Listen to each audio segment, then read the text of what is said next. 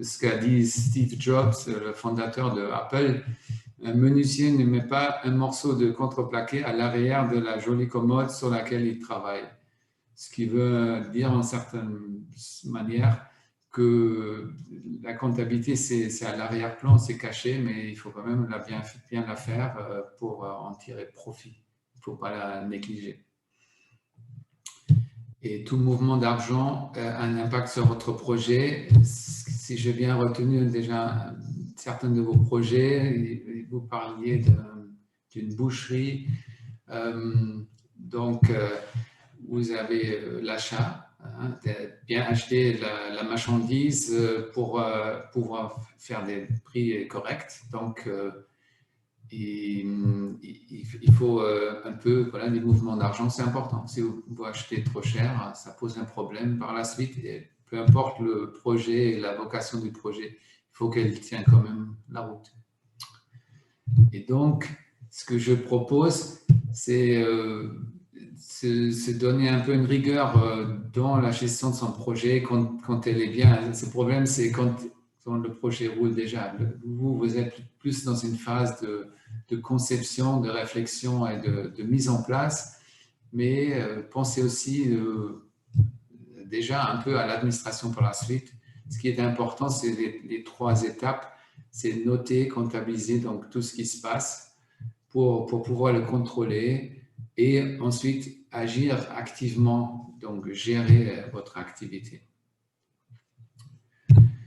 Donc, pour que votre projet soit une réussite, il faut arriver à un financement et un équilibre financier positif. Donc, il faut que votre back-office soit au niveau. Et ce que m'a demandé Delphine, voilà, quelques mots sur moi. Je suis expert comptable et je fais ce métier déjà depuis 30 ans. Depuis 2012, je suis installé en tant qu'indépendant, donc j'ai un petit cabinet. Et j'apprécie cette indépendance, en effet. Donc, à un moment donné, j'avais aussi cette question de me mettre à mon compte, de m'organiser, d'acheter de l'ordinateur, le mobilier, etc., trouver un local, etc. Donc, je comprends très bien vos préoccupations que vous avez en ce moment. Donc, depuis toujours, je suis engagé pour l'environnement. J'ai accompagné plusieurs projets de production d'énergie renouvelable en photovoltaïque, en parc éolien. Je connais très bien le sujet. Et même là, on produit de l'énergie renouvelable, mais quelque part, il y a un bilan, il y a des comptes, il y a une déclaration fiscale, il y a un financement. Et je me souviens de négociations avec des banquiers à Paris pour trouver des financements, etc. Donc aujourd'hui, avec cette petite conférence-là, j'essaie de vous rendre la comptabilité accessible. N'hésitez pas à me poser des questions. Personnellement, j'ai un peu de mal. C'est pour moi la première fois que je fais une visioconférence. J'ai déjà fait des présentations devant les gens. Alors on les voit et ils peuvent lever la main. Si quelqu'un a une question, Delphine, tu vas m'aider. Bon, j'essaie de répondre. Absolument. Voilà mon sommaire, ce que j'ai préparé un peu pour les 30 minutes qui sont prévues. Vous voyez déjà là les sujets un peu, on aborde les points clés. Donc, instaurer un moment patron, comment j'appelle ça, donc bien vous organiser. Je vais vous présenter quelques outils que j'utilise moi-même. On va parler d'un élément important, c'est un compte bancaire. Toute entreprise a besoin d'un compte bancaire. Et on conseille assez rapidement de séparer les finances personnelles des finances de l'entreprise et donc par un compte à part. On parle un peu plus donc la trésorerie. Qu'est-ce que c'est? Comment on calcule la trésorerie? Et ce qu'il faut, c'est une trésorerie positive. Et ensuite, on a un point pour vos questions à vous. Et je vous joins une petite cytographie à la fin pour ceux qui veulent aller plus loin. Il y aura quelques liens sur Internet, j'ai notamment mis une vidéo. Donc, je vous parle à ce moment-là. Instaurer un moment patron. Voilà, c'est vous savez, vous êtes le créateur de votre entreprise. Je ne sais pas si actuellement vous êtes encore seul ou vous êtes déjà avec d'autres, ce qui est très, très conseillé. Si on est plusieurs, on peut discuter autour de son projet. Mais il y a quand même quelqu'un, un peu le coach ou le capitaine, qui doit mener l'affaire. Et donc, c'est vous, vous êtes le moteur et que vous devez vous donner les moyens de faire avancer le projet dans le sens que vous le souhaitez. Et c'est pour ça, ce moment patron, pour moi, c'est le vendredi après-midi, en fin de semaine, avant de plier bagage un peu, fermer le volet. C'est de m'asseoir tranquillement quand il y a moins de coups de fil aussi et accomplir les 5 tâches que je vous présente, et qui sont donc d'abord le passé, noter les activités de la semaine, regarder les mouvements bancaires, regarder financièrement comment ça s'est passé. Déjà, si vous avez un extrait, c'est négatif, vous voyez déjà un problème. Si c'est positif, c'est tant mieux. Faire un point sur la facturation, voir si les clients ont payé, parce que il ne suffit pas qu'on vous promet, oui, vous aurez l'argent, etc., mais il faut aussi qu'il soit sur le compte. Et certains clients, ils ont tendance à oublier si on ne les rappelle pas. Voilà. Donc, c'est un point sur la facturation et c'est utile. Et vous jetez un regard sur votre tableau de bord. Et c'est vraiment dans le sens, comme dans une voiture, un tableau de bord avec des capteurs, avec des mesures. Vous avez la vitesse, la température extérieure, la jauge de votre réservoir. C'est ça votre tableau de bord. Et ensuite, vous avez les éléments du passé et vous regardez vers le futur. Vers ce que vous allez faire la semaine prochaine, quelles sont les priorités. Et donc, ce moment patron vous permet d'avoir un peu le recul et voilà, faire son plan et diriger tout dans la bonne direction. Ne sautez pas trop souvent ce rendez-vous. De temps en temps, ça peut arriver. On est en déplacement ou on est trop fatigué de le faire, mais ne le loupez pas trop souvent parce que vous perdez la visibilité sur votre projet. Voilà. Pour faire ce moment patron, vous avez besoin d'informations. Et donc, vous allez vous appuyer sur des outils. Et je décidais de vous présenter les 3 outils que j'utilise personnellement, qui sont Harvest, un logiciel pour chronométrer le temps. Alors, c'est peut-être plus typique à mon métier. Noter les heures que je passe, parce que moi, en conseil, je vends le temps de conseil. C'est comme chronométrer ma production, proprement dit. Mais ça peut servir pour toutes sortes d'activités. Si vous êtes en équipe et vous avez partagé des tâches et vous avez une idée, la tâche, ça dure 10 heures, vous avez un retour par ce chronomètre, combien de temps la personne ou vous-même vous avez passé, et pour se dire, est-ce qu'on a mal estimé ou voilà, est-ce qu'il faut ajuster notre planning, etc. Deuxième logiciel, c'est Trello, qui est probablement plus largement connu déjà. C'est donc un logiciel pour planifier les tâches que je trouve très complet, très intéressant et on peut l'adapter à tout le projet. Et en tant que comptable, j'ai bien sûr un logiciel de comptabilité. Ce qui est ici, c'est QuickBooks, que je connais très bien, que j'utilise au quotidien et qui est facile d'accès aussi pour les gens qui ne sont pas trop dans la comptabilité. C'est juste permettre à gérer les flux financiers et de le faire sans devoir potasser des livres de comptabilité. Je vous ai présenté un peu les 3 outils par une impression à l'écran. Il ne faut pas non plus trop partager parce que souvent c'est des informations individuelles et tout ça. Donc vous voyez à gauche Harvest, je mis juste la page d'accueil, mais c'est en gros vous définissez vos projets, vos tâches et vous mettez le chrono. C'est comme un chrono, vous cliquez dessus, ça démarre et quand vous avez fini, ça vous arrête. Là, c'est en arrière, non, ça tourne le chrono pour make sense pour ce soir. On saura combien de minutes c'était fait.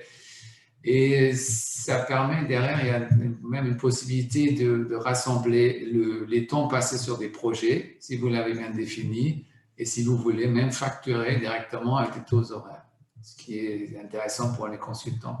Si vous êtes dans... J'ai vu, il y avait un des projets parlait du consulting pour lui, ça peut être intéressant. Sur la droite, vous avez ce Trello. Donc, c'est dans la cyclographie, vous trouvez le lien vers ce modèle de Trello avec les différents objectifs.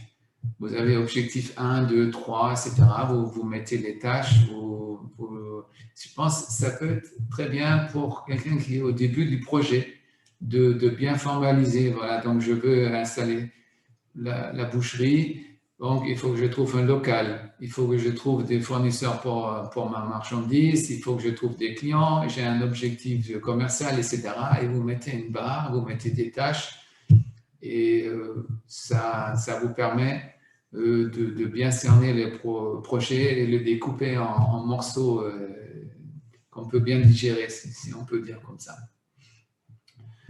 Et en bas, vous avez donc la solution QuickBooks, qui est une comptabilité dans le cloud. Vous vous inscrivez avec toutes les 3 solutions sont dans le cloud et vous avez donc des abonnements à souscrire. Et là, vous voyez à gauche en bas ce tableau de bord. Ce serait un exemple. Vous avez les factures, les impayés, les payés, les dépenses, du moins, oubliez les chiffres, ça c'est juste un test où là que je fais mes exercices où je vais faire tester quelque chose. Et vous avez le compte bancaire, le solde du compte bancaire. Ça, c'est votre tableau de bord avec un moment comme ça, un spotlight sur la semaine. Vous voyez où vous en trouvez. Et au milieu, vous voyez comment on utilise le logiciel. C'est un rapprochement bancaire. Votre compte bancaire est connecté à cette solution. Et vous avez les lignes sont proposées déjà et le logiciel vous suggère une attribution. On parle de catégorie, on ne parle pas de compte de charge, c'est une catégorie de charge ou d'achat et une catégorie de vente. Il y a, sur la barre à gauche, vous voyez les différentes fonctions. Vous avez la banque, donc vous avez un volet vente pour votre facturation qui est complètement conforme au droit fiscal. Vous avez les dépenses et différents rapports et même la TVA. Donc, sans trop rentrer dans la comptabilité, vous pouvez faire déjà pas mal. Pour une micro-entreprise ou pour un individuel, cette solution elle est largement suffisante. Et le petit image encore à côté avec le smartphone, c'est juste pour dire vous avez la possibilité d'accéder à votre comptabilité sur votre smartphone, prendre des photos, des justificatifs ou regarder vos tableaux de bord le soir quand vous êtes bientôt retourner dans un restaurant devant votre dessert, vous regardez le résultat. C'est possible. L'avantage de ces outils, c'est que vous pouvez partager l'accès avec votre équipe. Justement, si dans cette idée-là d'avoir des objectifs, partager les informations, être transparent, très important d'être transparent pour tout le monde. Et les inconvénients, c'est comme tout ce qui est dans le cloud, c'est que vous avez besoin de la connexion. Et il faut réfléchir à une solution de sauvegarde. Avant, on aurait dit que c'est complètement théorique, mais depuis l'incendie qui a eu lieu dans le data center là, de OVH, vous pouvez imaginer que ces solutions demain, ils ne fonctionnent plus. Et il faut essayer de redémarrer à zéro et de penser à une sauvegarde.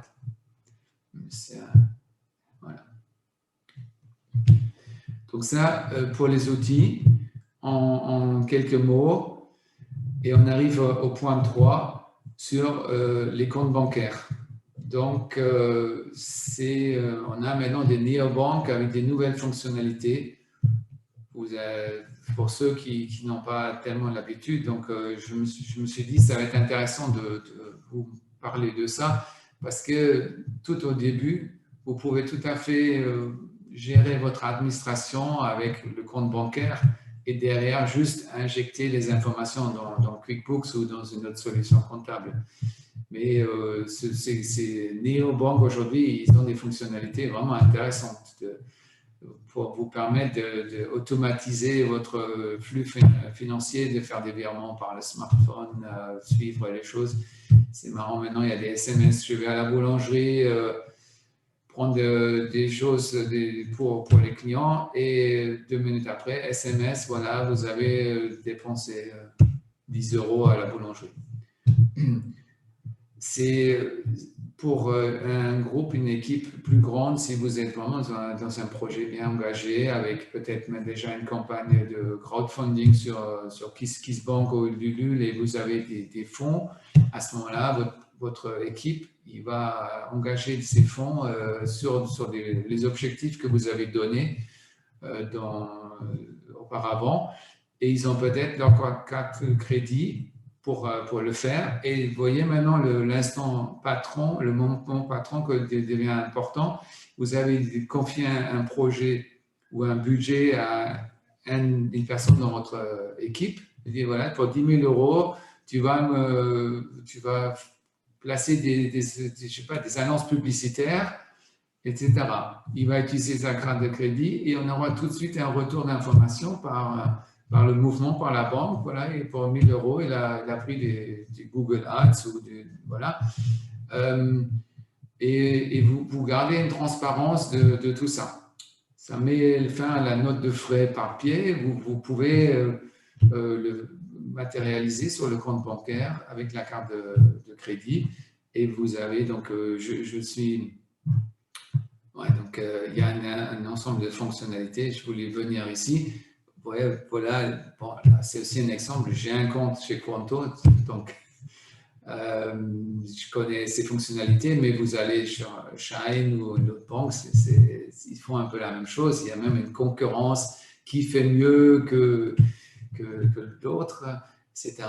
Donc, vous voyez le compte bancaire à l'écran et sur le côté, vous pouvez avoir le justificatif, déjà un taux de TVA. C'est des premiers éléments de gestion et de comptabilité qui sont possibles au niveau de la banque. Et vous avez l'écran de votre smartphone qui reproduit la même chose, justement, et une pub sur le site de Quanto, c'est-à-dire, dès le moment où vous avez reçu cet SMS, donc je prends un autre exemple, vous êtes au restaurant avec un prospect, vous l'avez invité, donc vous avez payé pour 35 € et les SMS arrivent, dépense de 35 €. Et là, vous dites, ah, j'ai oublié la facture. Vous retournez chez le serveur, vous lui demandez la facture en bonne et due forme avec la TVA pour votre comptabilité et vous avez la possibilité de photographier dans l'application de la banque ce justificatif. Ça va se joindre au mouvement de banque et derrière, il y a un connecteur avec votre solution de comptabilité et le justificatif arrive au bon endroit. C'est vraiment pratique et ce qu'il y a aussi, cette banque propose, si un de vos collaborateurs ou de collègues, cofondateurs, a payé avec sa carte de crédit, il a oublié de prendre la photo, mais vous lui envoyez un petit message, réclamez le justificatif. C'est des choses, si vous voulez, on a une espèce d'administration, comptabilité dans les solutions de néobanques qui sont vraiment, vraiment bien avancées. Je trouve que c'est formidable, ces fonctionnalités. Donc, avantages et inconvénients, c'est assez évident. La banque, vous avez la banque dans la poche, c'est pratique. Et l'inconvénient, on n'avait plus de contact physique. Mais pensez quand même à avoir un contrat, une signature, vous confiez votre argent à cette banque. Donc, ménager des contreparties. Cette même pensée que j'avais pour la solution cloud avec la sauvegarde. Posez-vous la question, comment je vais récupérer mon argent si l'Internet ne marche pas pendant une semaine? Voilà, c'est un peu d'avoir quand même du papier pour pouvoir réclamer en cas où. Voilà. D'accord. Donc, je suis pas tellement la discussion, c'est Delphine, donc s'il y a des questions, tu me le dis. On arrive au point 4. Ce qui est important, c'est assurer une trésorerie positive, tout à fait. Assurer un équilibre financier, ça veut dire qu'il faut réfléchir dans votre concept, même en phase de création. Maintenant, vous êtes peut-être tout en amont. Réfléchissez, si je vais concevoir une entreprise qui veut améliorer l'emballage écologique dans les pressings, comment je vais faire pour gagner de l'argent? Il faut quand même à la fin de l'histoire, qu'il y a de l'argent dans la caisse, vous ne pouvez pas dépenser plus d'argent que vous recevez. Donc, il faut déjà regarder voilà, comment ça se présente aujourd'hui. Il y a un emballage plastique, il y a un prix, donc vous pouvez déjà être sûr, vous ne pouvez pas aller au-dessus du prix actuel, à moins que vous avez des arguments très importants, voilà, de dire ma solution est plus chère, mais elle est meilleure. Et donc, c'est une approche financière, même si au début vous avez un concept et c'est peut-être pour l'écologie, il faut quand même une approche financière, de dire soit je suis moins cher que l'existant, soit je suis plus compétent et j'ai un produit où le client est prêt à payer plus. Et une fois que je fixé ce prix-là, je me dis, est-ce que je suis capable de produire ce produit pour ce prix-là? Donc, tout ça, c'est la question de la trésorerie. Et on va déjà chercher un équilibre financier dans le concept. Et après, il faut quand même vivre tous les jours, toutes les semaines. Il y a des dépenses que vous faites au début de l'année pour votre prime d'assurance. Et pour le reste de l'année, l'argent est parti, mais le reste de l'année, il ne va plus partir. Donc, il peut y avoir des pics. Donc, il faut aussi planifier à court terme votre trésorerie. Et bon, si vous êtes chanceux, placez votre excédent en trésorerie. Je donne un exemple. Si vous faites une campagne de crowdfunding sur KissKissBank ou Ulule, c'est souvent ce qui se passe. On va vous donner les fonds tout de suite. Vous engagez, vous êtes créatrice de mode, vous voulez faire des robes. Donc, on va vous donner déjà 200 € pour faire 10 robes. Vous avez les 2000 €. Vous avez un excédent de trésorerie au début. Et vous allez gérer, ou vous allez acheter les matériaux, etc. Vous payez les choses et à la fin. Donc, pensez aussi de placer peut-être cet argent. Voilà, la définition de trésorerie, qu'est-ce que c'est? En fait, en addition le solde que vous avez sur votre compte bancaire, évidemment, dans la caisse si vous avez du liquide, et sur PayPal, Stripe si vous avez une boutique e-commerce, voilà, il y a ces sommes. Et la totalité de cet argent, c'est votre trésorerie, ce qu'on appelle trésorerie. Et j'ai fait un petit schéma, vous voyez la fontaine ici.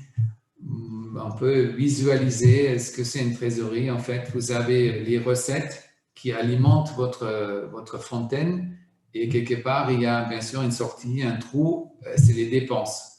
Et l'art, c'est de veiller que la fontaine ne se vide jamais. Ça veut dire, préférence, toujours avoir un peu plus de recettes que de dépenses, ou si à un moment donné c'est creux, vous n'avez pas de recettes, donc ça va diminuer l'eau, mais vous avez assez d'argent et donc assez d'eau dans votre fontaine pour pas que ça assèche, parce que le jour où c'est vide, c'est le moment de cessation de paiement. C'est un peu la fin de votre histoire. Donc, faites un plan de trésorerie. Pourquoi? Anticiper les difficultés et savoir combien de temps vous allez pouvoir durer. Si on prend cette idée-là de créer des robes, vous avez 2000 €.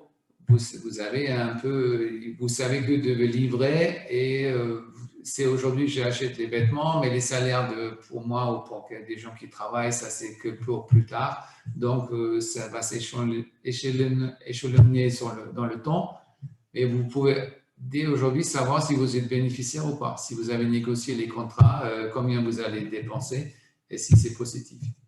Et bien sûr, on peut faire 2-3 affaires négatives, mais après, il faut les compenser. Par exemple, si vous êtes plus voilà, comme les emballages écologiques, voilà l'exemple que j'ai vu tout à l'heure, vous pouvez aussi dire j'ai un sponsor peut-être. ok, je dois m'aligner sur le prix du plastique, donc je vais être déficitaire, mais j'ai un sponsor qui me donne chaque mois quelque chose, je mets son logo dessus et du coup j'équilibre. Donc c'est ça, la comptabilité vous amène cette dimension-là, dire ok, j'ai un projet, j'ai des chiffres donnés et si j'ai un problème, j'ai des solutions. Je peux apporter des fonds, des recettes autrement que par la simple vente. Maintenant, ce que dit Delphine pour les spotos, un abonnement, c'est une autre approche. Vous pourriez aussi dire, je n'ai pas un rapport de recette avec une prestation, je vais avoir un abonnement. Donc, si les gens souscrivent pour 12 mois, je sais déjà, chacun paye 9,90 pendant 12 mois. C'est une somme que j'ai et pendant 12 mois, j'ai un budget à dépenser, etc. Donc, mettez à côté votre projet que vous avez sur le concept, mettez aussi un projet de financement et comment je vais faire pour le rendre rentable ou moins équilibré. Et donc, vous faites votre plan de trésorerie.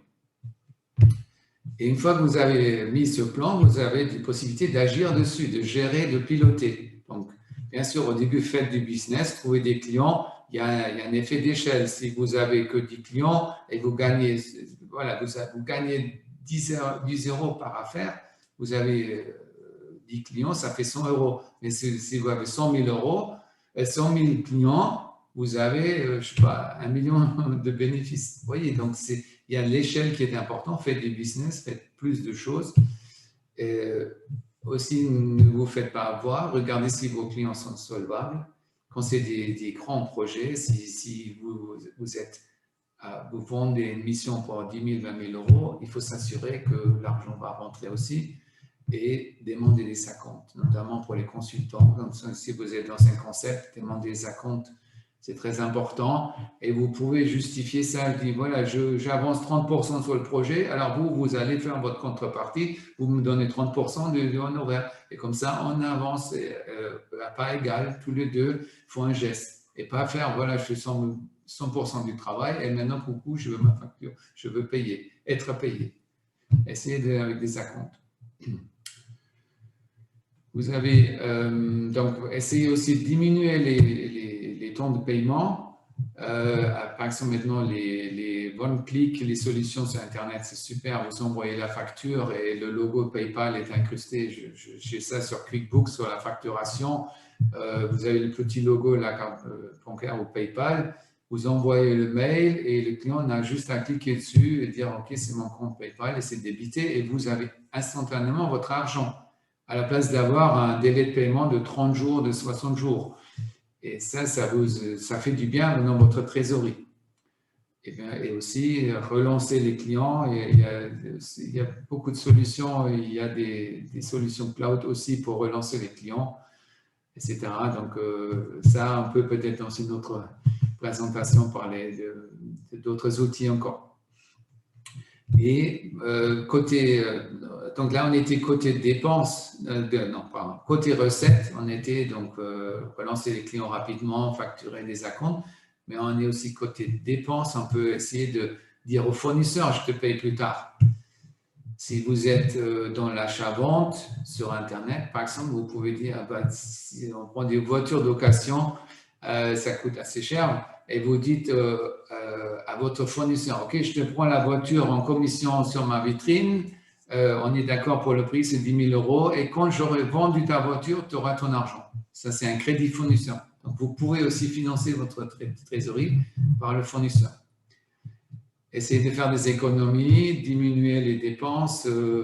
Combien d'abonnements qu'on utilise moyennement ou avant, j'avais une photocopieuse au cabinet, on avait beaucoup travaillé avec du papier. C'était un abonnement conséquent, on avait pour 15 000 photocopies chaque année.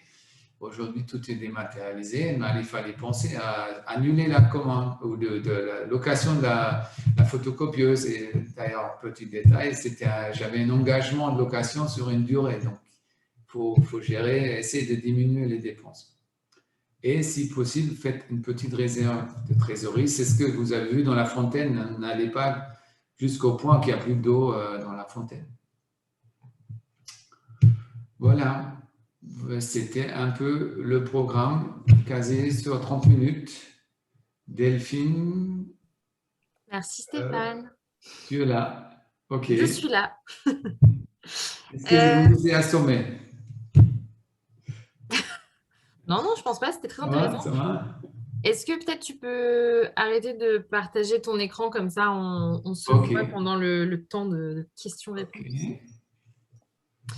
N'hésitez pas d'ailleurs si vous avez des questions encore à les écrire dans le chat. Il y a Trin qui avait écrit quelques questions. Déjà, tout d'abord, Stéphane, quel est le nom de ton cabinet? Bah, comme moi, Engler et Associés. Il y a un site, Engler, ouais, voilà, il y a un site là, voilà, je me présente. Et après, elle parlait d'un autre outil, Penny Lane. Je ne sais pas si tu connais déjà. Je connais de nom, je ne pourrais pas vous faire un comparatif. Je connais de nom, oui, et je crois que c'est assez lié avec un cabinet comptable, ils sont assez proches. Ça marche. Il y a si on veut, 3 catégories de logiciels comptables. Il y a des solutions cloud comme QuickBooks qui est indépendant, qui sur Internet. Il y a des cabinets comptables qui ont leur solution, donc vous êtes sur la comptabilité, mais derrière, il y a un côté prestataire de service quand même. Et il y a des anciens logiciels mais sur l'ordinateur classique de comptabilité. Ça peut être aussi une solution. On prend un petit logiciel Sage. D'ailleurs, je ne sais même pas si on peut l'avoir encore sur ordinateur et avoir chez lui et sûr si l'Internet loupe, on a toujours ses comptes. Bon. Ouais, Trine, oui. c'est ta question. Est-ce que Delphine, s'il te plaît, est-ce que tu peux mettre le nom du cabinet de Stéphane? Enfin, si tu peux l'écrire ou si on peut l'avoir en messagerie.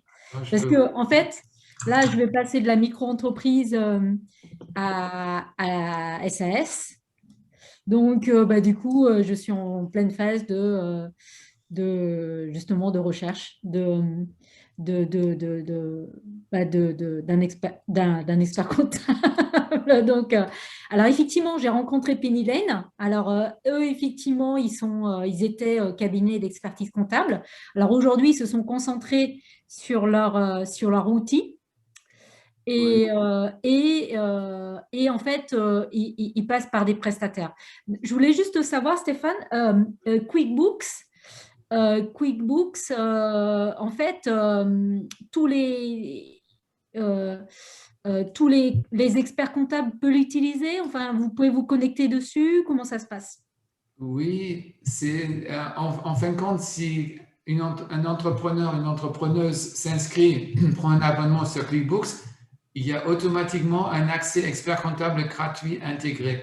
Ça veut dire on s'inscrit, on fait la comptabilité et on invite son expert comptable à rejoindre ton espace entreprise sur la solution. Et ce qu'il y a, il y a certains outils supplémentaires. Il a des rapports pour la fin de l'année et pour contrôler, par exemple, il a un rapport pour trouver les doublons, pour vous aider à mieux gérer la comptabilité. Et quand il manque de justificatifs, ça lui un peu de lumière. Il peut vous rappeler, dire oui, là, vous avez des factures sur une plateforme américaine, mais on n'a pas de justificatif. Qu'est-ce qu'on va faire? Donc, il y a une coopération, mais ce n'est pas l'outil de l'expert comptable. Vous êtes libre et demain, vous changez d'expert comptable, vous changez d'accès ou vous donnez à quelqu'un d'autre accès, si vous voulez. C'est indépendant. Merci.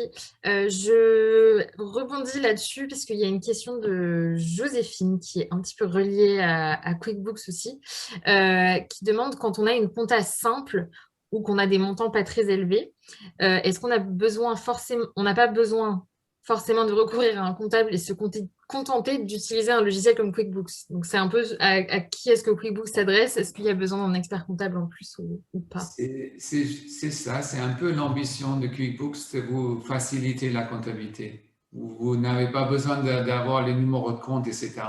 Ça vous assiste, il y a des règles. Vous allez le premier mois, vous avez la facture EDF et vous allez dire, OK, c'est électricité. Et le mois d'après, le logiciel va dire, oui, je me souviens, je vous propose qu'on c'est EDF, on va le mettre sur l'électricité. C'est justement quand on est micro-entreprise ou indépendant, c'est la bonne solution. C'est quand on devient plus grand, quand on a des immobilisations des machines et des bâtiments, c'est sûr que ça, c'est une grosse comptabilité lourde. Mais QuickBooks, c'est au début, justement. Et on peut se former, il y a un forum d'utilisateurs aussi, et on peut se familiariser avec ça. Ouais. Trop bien. J'espère que ça répond à ta question, Joséphine, du coup. Tout à fait. Alors, Katia pose une question, donc moins sur les outils, mais sur comment vérifier la solvabilité des clients. Oui, spontanément me vient une solution. Vous avez des plateformes Internet où vous inscrivez un abonnement et ça vous donnez des numéros de SIRET et des noms et ça va donner la solvabilité. Ou vous adossez à une plateforme de facturation. Vous avez les achats et les ventes. Vous avez des plateformes pour les ventes où vous pouvez envoyer vos factures. Et c'est donc normalement, eux, c'est pour la relance client et pour s'il y a des impayés, ils vont envoyer des recommandés. Mais ils ont une fonction de vous donner la solvabilité. Ça va un peu de pair. Si vous travaillez avec eux, ils vont déjà vous dire attention, celui-là, il a eu 3 incidents bancaires, je vous déconseille. Et là, il va dire aussi, et je ne vous assure pas le recouvrement en même temps. Oui, il y a des plateformes comme Legal City, je pense bien comme ça, qui font ça. Et de l'autre côté, à l'achat, vous avez aussi comme Libéo, vous avez des solutions pour payer vos fournisseurs et faire des workflows. Si vous êtes dans votre équipe, vous êtes 3 personnes et vous dites, OK, vous avez votre carte de crédit, c'est un limite à 1 000 €, mais si on veut acheter pour 5 000 €, demandez toujours au fondateur du projet. Donc, demandez à moi. Et donc, c'est un workflow qu'on va mettre en place.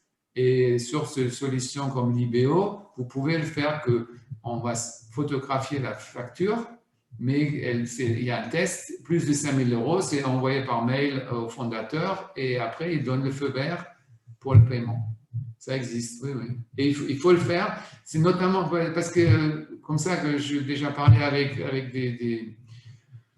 des contacts dans ces solutions, ils disent, quand vous êtes petit prestataire, parfois les très grandes entreprises, les CAC 40 et tout, ils ne vous prennent pas au sérieux. Ils savent, c'est un petit consultant pour 1 000 €, on va le faire moisir, on ne va pas le payer jusqu'à ce que vous vous réveillez. Et du coup, c'est adossé à une plateforme. Et quand il y a un mail officiel de la plateforme qui arrive chez le comptable de l'entreprise de CAC 40, vous allez voir, en 3 jours, c'est payé. Trop bien. Je vois que Katia a fait un pouce, donc je pense que ça a répondu à sa question. On a une question de Nathan qui dit quand on ouvre son entreprise, on démarre avec un capital et à quel moment est-ce qu'on distingue ce capital de la trésorerie? C'est une bonne question. Alors en fait, ça se mélange. Le capital, prenons la fontaine, au début elle est sec, hein, il n'y a rien, pas de recette, pas de dépense. Et vous versez le capital dedans. C'est comme vous mettez déjà, si vous avez un capital de 10 000 €, bah vous remplissez votre bassin de 10 000 € et vous pouvez commencer à dépenser. Et la trésorerie, c'est le niveau de ce qu'il y a. Donc vous commencez avec 10 000 €, vous faites 3 000 € de dépenses. La trésorerie, c'est encore le reste de 7 000 €. Vous avez un nouveau vendu quelque chose, ça augmente. La trésorerie, c'est l'image instantanée, si vous voulez, de votre niveau d'argent. Et le capital vous permet justement de rester à flot. Et le deuxième niveau, ça serait le prêt bancaire. Si vous avez une camionnette pour aller au marché, camionnette pour 20 000 €, probablement vous allez aller à la banque et dire j'apporte 5 000 € et la banque me donne 15 000 €. Et donc vous allez mettre les 20 000 € de capital dedans, mais vous allez dépenser pour la voiture, donc la trésorerie se revient à 0. Mais c'est justement ce mécanisme-là. Trop bien. Et on a encore une question, on a encore 2 questions. n'hésitez pas à continuer. Hein. À quel montant de chiffre d'affaires peut-on se dire que l'on a besoin d'un expert comptable? Alors, je ne le mettrai pas en rapport avec le chiffre d'affaires. Si c'est plus vos obligations. Ouais, donc oui, les obligations fiscales. Si vous devez faire une liasse fiscale, un bilan, quelque chose de très comptable, là vous êtes à. Ben voilà, le micro-entreprise, il y a 80 000 euros. Si vous passez au-dessus, c'est plus les fonctionnalités. Un expert comptable vous amène de la technicité. Il sait faire des écritures compliquées. Il sait vous rappeler le délai pour déclarer, voilà, vous devez faire votre TVA, etc.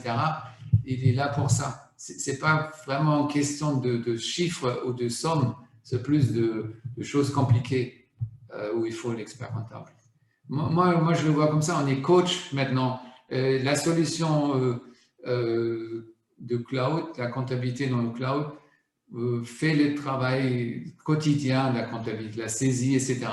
Et vous avez besoin de l'expert quand ça devient compliqué. À la fin de l'année, vous devez chiffrer l'amortissement de vos biens, mais là, demandez à l'expert comptable. C'est un peu ça. Et donc, on est micro-entreprise et même en entreprise individuelle, vous n'avez pas vraiment besoin. Ou peut-être très ponctuel de temps en temps pour une question pointue. Je vois que les questions fusent dans le chat. Alors ensuite, je les prends dans l'ordre hein, parce que voilà, ça défile trop vite. On a une question sur comment trouver des sponsors lorsqu'on démarre son activité de Alassane. Allez les chercher sur les plateformes de crowdfunding, chez Make Sense aussi, etc. Autour. Trouver comment dire des stakeholders, c'est un terme comme ça, les gens qui sont intéressés. Si vous êtes, désolé de ce pressing, ça m'a un peu marqué, ce projet de pressing d'avoir d'emballage écologique, réfléchissez qui est intéressé par ça. Si le maire il dit ok j'ai une pollution parce que j'ai le pressing qui pollue mon eau potable, eh bien, il peut être sponsor pour vous parce qu'il dit ah super, il y en a un qui va me tirer de cette solution difficile, il va me trouver la solution, ok, je lui vote une subvention pour 10 000 euros. Ou vous pouvez penser à la publicité. Si vous arrivez à avoir une chaîne de pressing qui veut se démarquer avec une politique RSE, va peut-être vous sponsoriser vos emballages. Je pense à la boulangerie, on avait chez nous, je prenais la baguette, j'avais la pub d'une agence immobilière qui voulait vendre des maisons. Et comme il touchait forcément avec la boulangerie toutes les maisons autour, ça c'est devenu un sponsor. Donc il faut réfléchir un peu comme ça. Qui est intéressé par votre projet, qui aura envie que ça marche et qui vous aide peut-être financièrement ou par des moyens ou par ouvrir son canal de communication ou vous faites des actions en commun sur un stand ou faire la publicité, etc. Ça peut vous aider, des sponsors à ce niveau-là ou des programmes d'accompagnement comme Make Sense. Ce que je peux vous dire, c'est très macro, mais on a la crise de Covid, les gens ont des épargnes et j'ai vu ça, beaucoup de gens investissent en bourse. C'est un année record, tout le monde met de l'argent en bourse. Donc en ce moment, vous avez plein de gens qui ont envie de placer leur argent et que c'est tout à fait le moment à chercher des sponsors, à trouver. Ouais. Juste pour ajouter un tout petit peu à ce que Stéphane dit, si tu te rends sur la plateforme Spot dont je parlais au début, il y a vachement de ressources justement sur un petit peu comment trouver que ce soit des sponsors ou autres au début de son projet. Donc vraiment, c'est des choses qui sont vraiment à destination des entrepreneurs, donc n'hésite pas à aller voir si ça t'intéresse. Alors ensuite, on a une autre question de Joséphine qui demande, au cours de la vie d'une entreprise, quelle différence entre augmenter son capital et mettre plus de fonds sur son compte bancaire? Oui, parce qu'augmenter le capital, c'est assez définitif, ça ne bouge pas. C'est quelque chose à long terme. Parce que pour récupérer le capital, il faut rediminuer le capital, faire des process juridiques. On a un concept comme ça, c'est de dire des engagements à long terme. J'achète une machine pour 100 000 €, je mets un financement à long terme. Ça veut dire, si j'achète la camionnette là, du monsieur qui va sur le marché pour 20 000 €, forcément, il ne va pas faire des petits versements d'argent. Il va dire, je prends un crédit bancaire. Et normalement, c'est la durée de la camionnette, elle vit 5 ans, donc mon crédit bancaire, je vais le faire sur 5 ans. Ou l'autre solution, je vais augmenter mon capital, j'apporte 20 000 € et je vais acheter la camionnette avec. C'est ça. Par contre, augmenter la trésorerie, ça c'est mettre de l'argent, ça c'est l'URSSAF, le mois prochain, je dois payer 3 000 € pour l'URSSAF, donc je mets 3 000 € sur mon compte courant pour pouvoir payer l'URSSAF et espérer dans 1 mois et demi, dans 2 mois, je récupère. Et c'est très facile, l'argent revient. Si c'est augmenté, vous vendez la camionnette, les 20 000 € sont dans l'entreprise. Vous pouvez pas dire maintenant je récupère. C'est ça la différence, hein. C'est court terme et long terme. Super.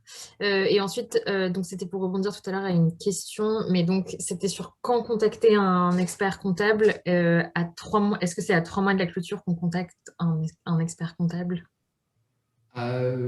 C'est pas forcément la bonne idée parce qu'on vous accompagne dès le début. C'est sûr, souvent, c'est ce qui se passe, on me contacte en fin d'exercice et je peux vous aider à faire le bilan. Mais alors, je vais dire, maintenant, il faut que je regarde la comptabilité toute l'année. Si j'avais déjà au début, tout simplement, vous avez une plateforme comme BigCommerce et vous faites payer par Stripe. Stripe prend des commissions. À chaque mouvement, prend des commissions. Si vous venez en décembre chez moi et je dis, OK, vous avez eu pour 2 000 € de commission Stripe, maintenant, où sont les factures? Je veux des justificatifs. On va galérer pour récupérer les 12 derniers mois de factures de Stripe. Si on parle en février, OK, on a compris. Et en mars, avril, vous allez déjà mettre le mécanisme en place pour aller récupérer les justificatifs. C'est souvent, on vient à la fin comme pompier et on doit rattraper les choses. Et après, je peux comprendre aussi, si au début de l'année, c'est une petite affaire, vous n'allez pas vous engager déjà avec un expert comptable. Parfois, il peut aussi vous donner juste des conseils ponctuels. Ouais. Ça marche. Il y a encore 2 questions et je pense qu'on va arrêter là parce qu'il est bientôt l'heure. Katia demande si tu as des conseils pour se former aux bases de la compta d'entreprise de type formation en ligne que tu recommandes. Il y a la cyclographie. Je vais peut-être vite partager encore parce que sinon je l'envoie après ce soir. Je peux envoyer les slides. Regarde, ici, j'ai mis quelques liens et notamment, j'ai fait un blog qui s'appelle Compta 21 pour freelance. Vous trouvez déjà quelques éléments de base. Et après, il faut chercher sur Internet d'autres sources et aller dans les forums. Si vous avez une solution, en général, ces solutions sont accompagnées des forums où on peut poser des questions. Il y a aussi le site qui s'appelle Compta Online, mais ça, c'est déjà du dur, c'est pour les comptables. Là, c'est un par chiffre et tout ça. Oui, et j'ai mis la vidéo, c'est ça que je voulais vous dire. Elle est assez amusante, mais c'est une école justement de formation comptable, mais les guides du chiffre, c'est pour former les assistants comptables. Donc là, on va vraiment déjà dans des formations plus poussées, mais c'est certainement aussi une adresse où on peut trouver des formations.